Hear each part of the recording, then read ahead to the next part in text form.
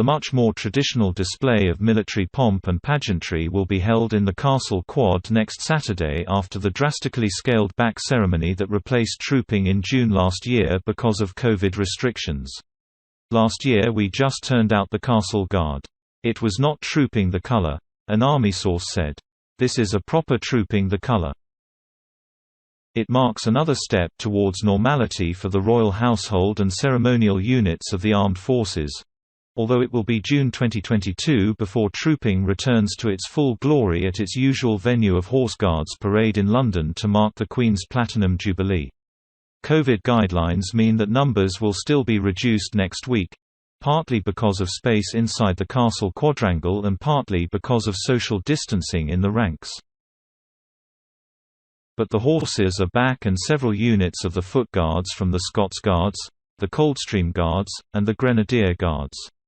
Around 270 soldiers and 70 horses will be involved in the ceremony this year, far more than last year but still a fraction of the 1,400 soldiers, 400 musicians, and 200 horses expected to mark the Queen's 70 years on the throne in June next year. The Queen, who last year watched the ceremony on her own with senior aides standing close by, will be accompanied this year by her cousin, the Duke of Kent, who is Colonel of the Scots Guards. But other members of the royal family who would normally be there are not expected to attend.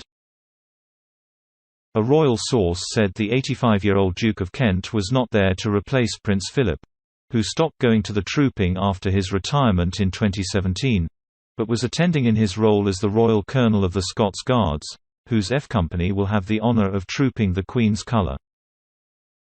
Last year when the Welsh Guards were on parade, their colonel, Prince Charles, was unable to attend. One official explained, "We were under much stricter restrictions then. We're a bit more relaxed this year." The parade will feature troops who have played an integral role in the NHS COVID-19 response and those who have been serving on military operations overseas. They will be joined by the King's Troop Royal Horse Artillery, a massed band of the Household Division, and the Household Cavalry Mounted Regiment.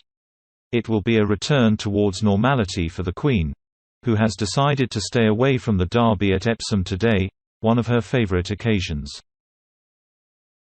The 95-year-old monarch is understood to have felt it would be wrong to go while the event was only open to a small number of spectators and still subject to COVID restrictions.